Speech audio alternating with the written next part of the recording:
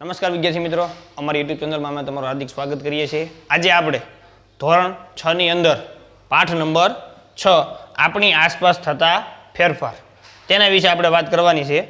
તો એમાં આપણે કયા કયા મુદ્દાઓની વાત કરશું કે આપણી આસપાસ થતા ફેરફારના પ્રકાર। આ પાઠમાં તમારે ખાલી બે જ વસ્તુ યાદ રાખવાની છે કે જે આપણી આસપાસ ફેરફાર થાય છે એમાં બે જ પ્રકાર છે, અને ઘણા બધા પ્રકાર, પણ આપણે બે જ પ્રકાર યાદ રાખવાના છે। એક ઉલટાવી શકાય તેવા અને બીજું ઉલટાવી શકાય નહીં, એટલે કે ન ઉલટાવી શકાય તેવા ફેરફાર। આ બે વસ્તુ તમારે યાદ રાખવાની છે। આખા પાઠની અંદર આ બે જ વસ્તુ છે, બરાબર। ઉલટાવી શકાય કોને કહેવાય કે જે તમે વસ્તુ મૂળ વસ્તુ એને તમે પાછી ફરીથી મેળવી શકો, એને ઉલટાવી શકાય તેવા। અને ઉલટાવી ન શકાય તેવા તો કે તમે જુઓ તો કે કોઈ પણ વસ્તુ હોય તો તમે પાછી ફરીથી એને સ્વરૂપમાં તમે પાછી એને મેળવી શકો નહીં, એટલું છે। આમાં આપણે વિવિધ ઉદાહરણો દ્વારા આખા પાઠ વિશે આપણે વાત કરશું। તો જોઈએ આપણે કે આપણી આસપાસ થતા ફેરફારના પ્રકાર। એમાં છે આપણી આસપાસ થતા ફેરફારો, એમાં તમે જો તો કુદરતી રીતે ફેરફાર થાય તો એમાં તમને ઉદાહરણો આપેલા છે કે સૂર્યનું ઉગવું, કળીમાંથી ફૂલ થવું, રાત દિવસ થવા, ઋતુ પરિવર્તન થવી, ઋતુનું પરિવર્તન થવું, શિયાળો ઉનાળો ચોમાસું, રાત દિવસ થવા, બરાબર, દિવસ હોય ને રાત હોય, સૂર્યનું ઉગવું, કળીમાંથી ફૂલ થવું। હવે આમાં તમે જુઓ તો રાત દિવસને તમે ઉલટાવી શકો, રાતે તમે દિવસ કરી શકો, ન થાય। પછી ઋતુ પરિવર્તન, શિયાળો તમે ઉનાળો કરી શકો, ન થાય, બરાબર। તો આ વસ્તુ થઈ કે આપણી આસપાસ થતા કુદરતી ફેરફારો। જે કુદરતી ફેરફારો જે છે એને તમે ક્યારેય ઉલટાવી શકતા નથી, એટલું તમારે ખાસ યાદ રાખવાનું છે। કુદરતી ફેરફારનું તમને ઉદાહરણ આપ્યું હોય તો હંમેશા ઉલટાવી શકાય નહીં, એમાં જ તમારે લખવાનું થાય। ત્યાર પછી વાત કરો તો કૃત્રિમ કે માનવ સર્જિત ફેરફાર, જે માણસો દ્વારા બનાવવામાં આવે। દાખલા તરીકે તમને આપ્યું છે કે લાકડામાંથી ફર્નિચર બનાવો। હવે લાકડામાંથી તમે ફર્નિચર બનાવો તો તમે કેટલી બધી વસ્તુઓ બનાવી શકો, તમે અહીંયા જોઈ શકો છો, કબાટ, ખુરશી, તિજોરી, ગમે એટલી વસ્તુ તમે બનાવી શકો છો, બારી બારણા, બરોબર। તો એને તમે આ માનવ સર્જિત બધા ઉદાહરણો છે, તો એને તમે ઉલટાવી શકો ખરા। દાખલા તરીકે બારણું તમે હોય, બરોબર, કોઈ પણ લાકડું હોય તેમાં તમે બારણું બનાવી શકો, પાછા તમે કાપી નાખો, લાકડા પાછો ઉપયોગ કરી શકાય છે। ત્યાર પછી તમે જો મકાન ચણવું, મકાન ચણવું તો એ માણસો દ્વારા ચણવામાં આવે, બરોબર। અને આ જે છે એ માણસો દ્વારા ચણાય જાય, બાકી એની મેળા કુદરતી રીતે એમને કંઈ ચણાઈ જતું નથી। તમે રાતે સુઈ ગયો અને સવારમાં સરસ મજાનું મકાન બની ગયો તો આપણે કોઈ ઉપાધિ જ ન રહે ને, ખોટો મકાનનો ખર્ચો કરવાનો જ ન રહે, બરાબર। ત્યાર પછી તમે જુઓ કે દિવાસળી સળગાવી, એ આપણે સળગાવવી પડે, એટલે કે માનવ સર્જિત છે। ત્યાર પછી અનાજનું દળવું, આપણે દળવું પડે, ઓટોમેટિક દળાઈ જતું નથી। એટલે કે કુદરતી ફેરફાર કોને કહેવાય કે જે કુદરતી રીતે પોતાની મેળ આપમેળ થાય, આમાં આપણે કંઈ કરવું પડે નહીં, બરોબર। અને આ વસ્તુ જે છે એ માણસો દ્વારા થાય, એટલું તમારે ખાસ યાદ રાખવાનું છે, બરોબર। મકાન તમે છણો, કોઈ પણ પછી લાકડામાંથી આવી વસ્તુઓ તમે બનાવો તો એ માણસો દ્વારા થાય, આપમેળે થતું નથી। એટલે કે કુદરતી ફેરફાર અને કૃત્રિમ ફેરફાર, જેમાં તમે જોઈ શકો છો કે પોતાની મેળે થાય છે ને પોતાની મેળે થતું નથી, આને તમારે ફેરફાર કરવા પડે છે। ત્યાર પછી આપણે આગળ વાત કરશું। નેક્સ્ટ તમે જુઓ તો કુદરતી ફેરફાર।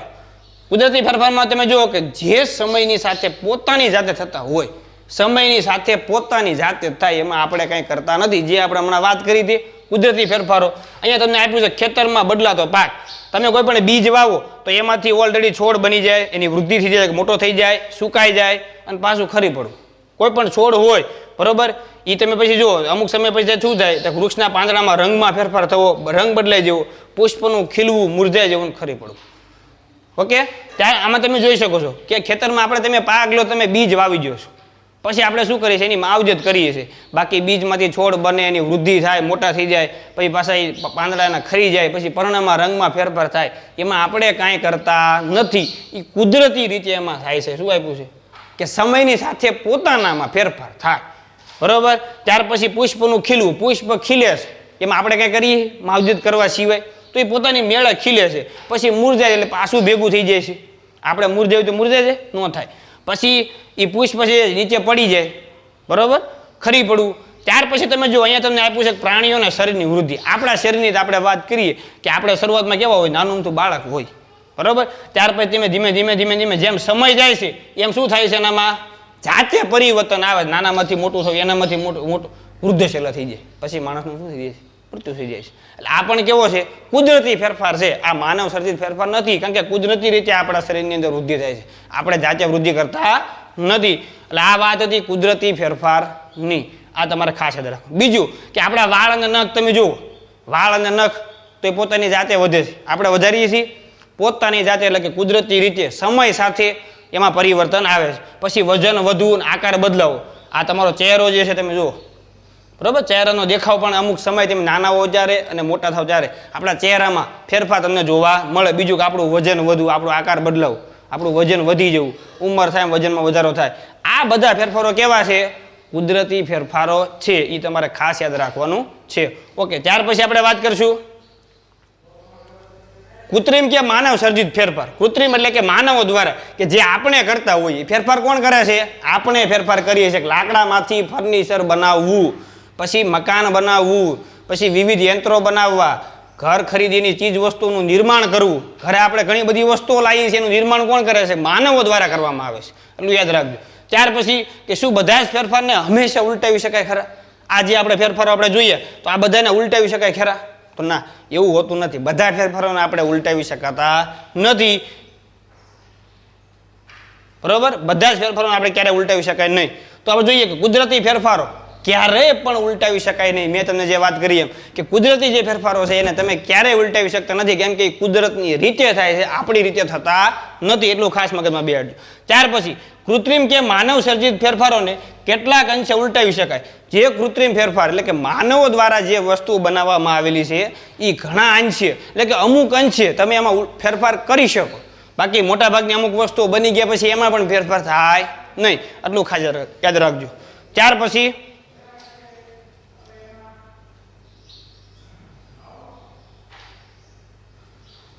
આપણે જોઈએ કે ઉલટાવી શકાય તેવા ફેરફારને આપણે વિવિધ પ્રવૃત્તિઓ જોઈએ.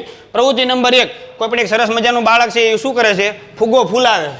ફુગ્ગો ફૂલાવ્યા પછી તમે જોશો તો આનો આકાર બદલાણો, કદ બદલાણું, પછી એમાં તમે હવા કાઢી નાખો તો પાછો મૂળ સ્થિતિમાં આવી જશે. એટલે આ ફેરફાર કેવો છે? ઉલટાવી શકાય તેવો. તમે ફુગ્ગો લ્યો, ફૂલાવ્યો, પાછી તમે હવા કાઢી નાખો એટલે પાછો મૂળ સ્થિતિમાં આવી જશે. આ કેવો છો? ઉલટાવી શકો તેવો ફેરફાર. તમે ફૂલાવશો એટલે એનો કદ અને આકારમાં ફેરફાર થશે. એટલે ફેરફાર છો, ફેરફાર પછી પાછો તમે મૂળ સ્થિતિમાં લાવી શકો. આને ઉલટાવી શકાય તેવો ફેરફાર કહેવાય. યાદ રાખજો. ત્યાર પછી આપણે જોઈશું પ્રવૃત્તિ નંબર 2. પ્રવૃત્તિ નંબર 2 આપણે કેવી છે કે સરસ મજાનું તમે કાગળ લો. કાગળમાં તમે શું બનાવો છો? વિમાન બનાવો છો. વિમાન તમે બનાવ્યું, ત્યાર પછી તમે ફરીથી પાછું એને વીખી નાખો કાગળને. આ વિમાન બની ગયું, પછી પાછું આપણે કાગળ વીખી નાખો તો પાછું આપણને કાગળ મળી શકશે. બરોબર ને? તમે જ્યારે વિમાન બનાવો છો ત્યારે એના આકારમાં ફેરફાર થશે, પણ પછી આપણે પાછું મૂળ સ્થિતિમાં લાવીએ છીએ કાગળને પાછું. એટલે કાગળમાંથી વિમાન બનાવવું અને વિમાનમાંથી પાછું આપણું મૂળ કાગળ મળવું. એટલે એને કેવો ફેરફાર કહેવાય? ઉલટાવી શકાય તેવા ફેરફાર કહેવાય. ત્યાર પછી આપણે જોઈએ પ્રવૃત્તિ નંબર 3. બરોબર, ઘઉંનો લોટ હોય, તમે બાંધી ગયો. લોટ બાંધ્યા પછી લોટ બાંધેલો એમાં તમે આવો પિંડ બનાવી શકો. પિંડમાં તમે રોટલી વણો. રોટલી વણીને પછી પાછું તમે વણ્યા પછી તમે પાછો અને પિંડ બનાવી શકો? તો કે બનાવી શકાય. તો કેવો ફેરફાર છે? ઉલટાવી શકાય તેવો ફેરફાર છે. બરોબર. ત્યાર પછી આપણે જોઈએ ઉલટાવી ન શકાય તેવા ફેરફાર. ઉદાહરણ આપણે આના આ જ લઈશું, પણ એમાં પરિસ્થિતિ કેવી થાય તમે જોજો. કે પ્રવૃત્તિ નંબર 4, ફુગાને તમે ફૂલાયો, ઉપરથી તમારે દોરી વડે બાંધી દેવાનો છે. પછી કોઈ પણ અણીદાર વસ્તુ હોય એને તમે ફોડો, શું થશે? મૂળ આકાર મળશે નહીં મળે. એટલે કે ઉલટાવી ન શકાય તેવો ફેરફાર. એકની એક વસ્તુ તમે જોઈ શકો કે એનો જ ફુગ્ગો જે છે એને તમે ઉલટાવી પણ શકો, ન પણ ઉલટાવી શકો, પણ તમારી પ્રવૃત્તિ કેવી છે એના ઉપર તમારે આધાર રાખીએ. તમે કોઈ પણ અણીદાર વસ્તુઓ ખૂતાડો તો ફૂટી જ જવાનો છે, તો એનો મૂળ આકાર રહેવાનો નથી. ત્યાર પછી પ્રવૃત્તિ નંબર 5. બરોબર, ઓલામાં આપણે શું બનાવ્યું હતું? પ્લેન બનાવ્યું હતું. તો અહીંયા તમે જુઓ, અહીંયા તમે કોઈ પણ કાગળ લઈ એનો આકાર તમારે દોરી નાખવાનો છે. પછી તમારે શું કરવાનું છે? કાપી નાખો, કટિંગ કરી નાખો. તો તમે કટિંગ કરી નાખશો તો તમે જોશો તો આ કટિંગ કરેલો કાગળ જે છે પ્લેન તમે બનાવ્યું, પછી તમે કટિંગ કરેલો કાગળ તમે પાછો આમાં રાખશો તો એ ઉલટાવી શકાય નહીં. પરંતુ ખાલી કાગળની ગડી વાળીને તમે બનાવ્યું હોય તો તમે એને ઉલટાવી શકો. એટલે તમારી પ્રવૃત્તિ કેવી છે એના ઉપર ડિપેન્ડ કરે. એકની એક જ વસ્તુ આપણે લીધી, બરોબર, પણ તમે આને ઉલટાવી શકો નહીં, કેમ કે આપણે શું કર્યું છે? આને કાપ્યું છે. આની પહેલાં આપણે શું કર્યું હતું? કાગળની ગડી વાળીને આપણે પ્લેન બનાવ્યું, તો એને ઉલટાવી શકાય. આને ઉલટાવી શકાય નહીં.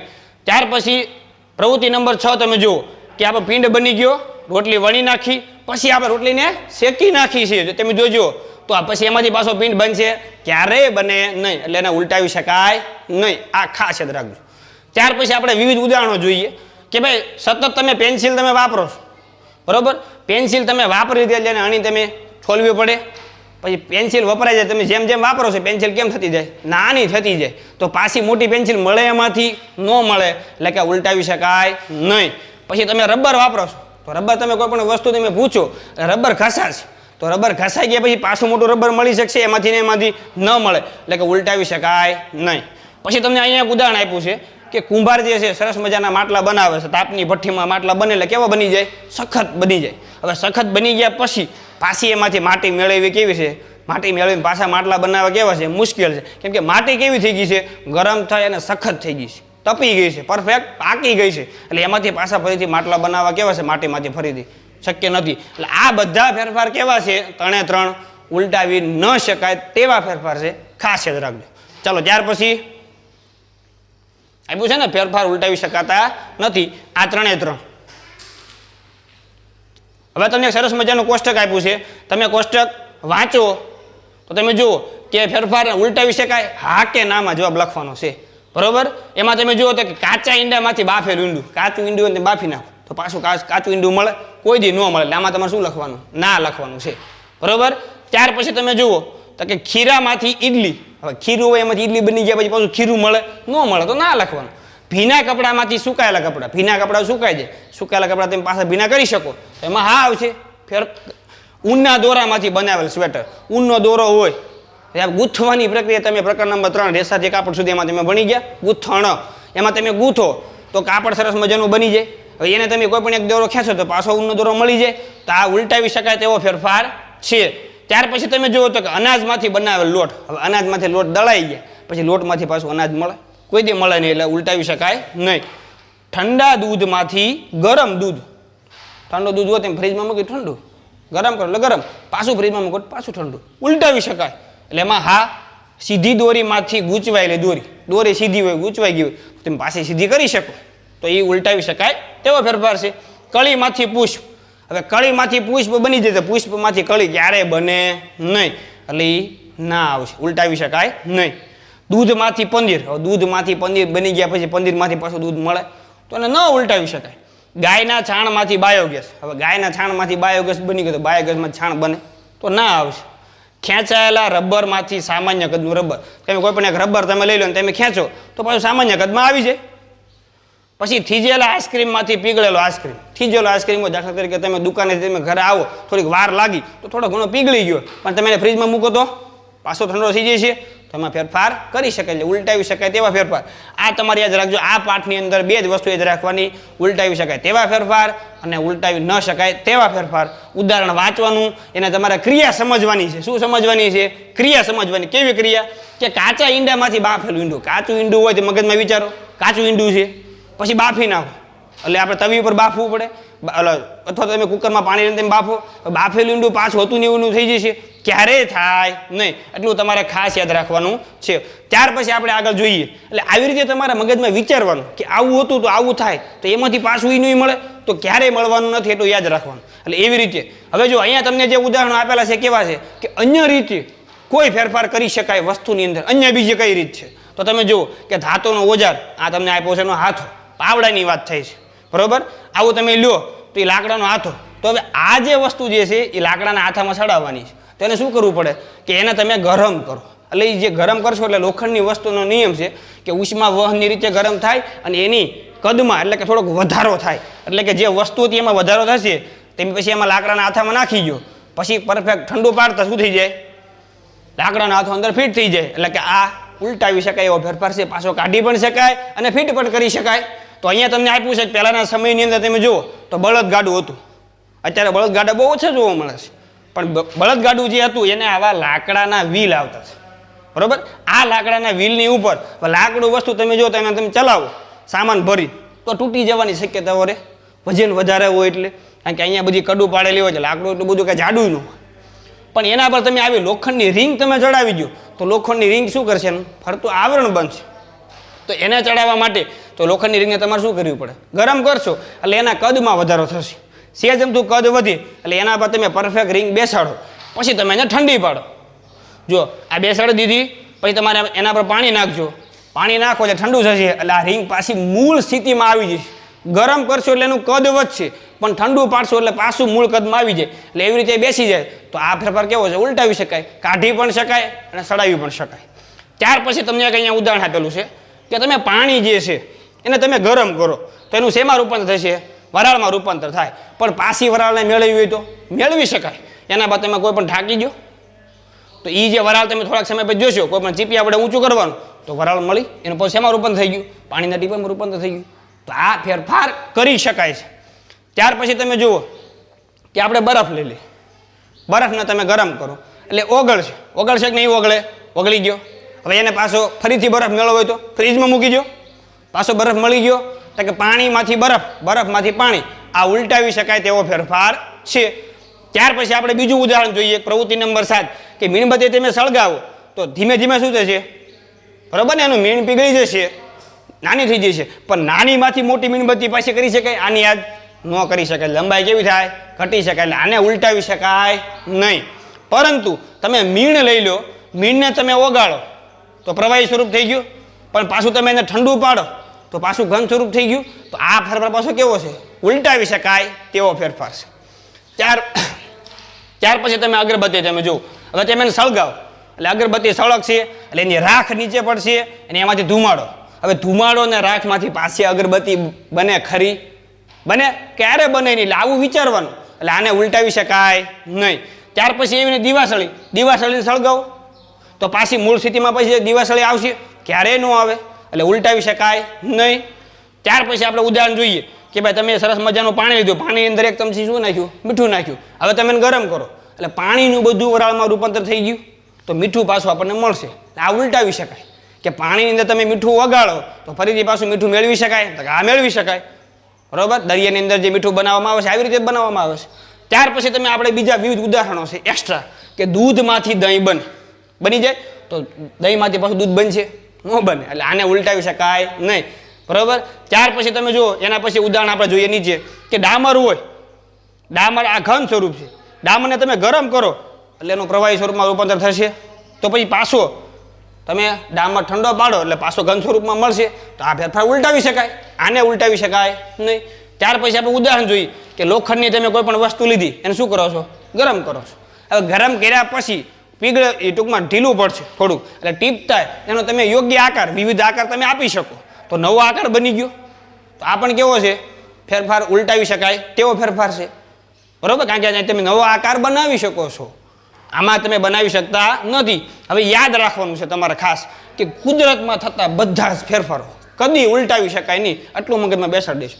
કુદરતી રીતે જે ફેરફાર થાય છે, સૂર્યનો ઉગવું, રાત દિવસ થવા, ઋતુમાં ફેરફાર થવો, વનસ્પતિનું નાનામાંથી મોટું થવું, માણસનું નાનામાંથી મોટું થવું, આવા ઘણા બધા ઉદાહરણો છે જે તમારે વિચારવાના છે કે જે કુદરતી રીતે થાય, એમાં આપણું કશું ચાલતું નથી. તો એમાં ક્યારેય એને ઉલટાવી શકાય નહીં. ત્યાર પછી આપણે વાત કરીએ કે કૃત્રિમ રીતે જે ફેરફારો થાય છે, કૃત્રિમ વસ્તુઓ જે છે એ પદાર્થને ગરમ કરવાથી તેના પદાર્થનું મિશ્રણ, તેમાં ફેરફાર થાય. એટલે એ તમે અંશતઃ કરી શકો, સંપૂર્ણ રીતે તમે એમાં ફેરફાર કરી શકતા નથી. અમુક ટકા તમે ફેરફાર એમાં કરી શકો. બરાબર, મીણબત્તી ટૂંકી થઈ ગઈ તો મોટી પાછી ન થાય, આમાંની આમાંથી આની યાદ બીજું મીણ લાવીને તો મોટી થઈ જાય, પણ આની યાદ મીણબત્તી હોય એમાંથી મોટી થાય નહીં. પછી અહીંયા તમે જુઓ તો કૃત્રિમ રીતે થતા ફેરફારો પૈકી બધા જ ફેરફારો ઉલટાવી શકાતા નથી. એટલે કે કૃત્રિમ રીતે જે માનવ સર્જિત આપણા દ્વારા જે ફેરફારો કરવામાં આવે એમાં બધા ફેરફારો ક્યારેય ઉલટાવી શકાતા નથી. ક્યારેક અમુક ફેરફારો તમે ઉલટાવી શકો, જેમાં આપણે વિવિધ ઉદાહરણો તમે જોઈએ, પણ તમારી પ્રવૃત્તિ કેવી છે એના પર આધાર રાખે છે, તમે ઉપયોગ કેવી રીતે કરો છો એના પર આધાર રાખે છે. વિદ્યાર્થી મિત્રો, આજે આપણે વાત કરી ધોરણ 6 ની અંદર આપણી આસપાસ થતા ફેરફારો. એમાં બે પ્રકાર તમે યાદ રાખવાના, બરાબર, કુદરતી અને કૃત્રિમ. એમાં તે બે જ પ્રકાર આપણા, કે આ ઉલટાવી શકાય તેવા ફેરફાર અને ન ઉલટાવી શકાય તેવા ફેરફાર. તો ખબર પડી હવે કેવી રીતે ઉલટાવી શકાય એમાં ઉદાહરણો આવશે, કે ન ઉલટાવી શકાય એમાં ઉદાહરણો આવશે. ઓકે, આવા સરસ મજાના અમારા વિડીયો જોવા માટે અમારી ચેનલને લાઇક કરો, સબસ્ક્રાઇબ કરો અને શેર કરવાનું ભૂલતા નહીં. આભાર વિદ્યાર્થી મિત્રો.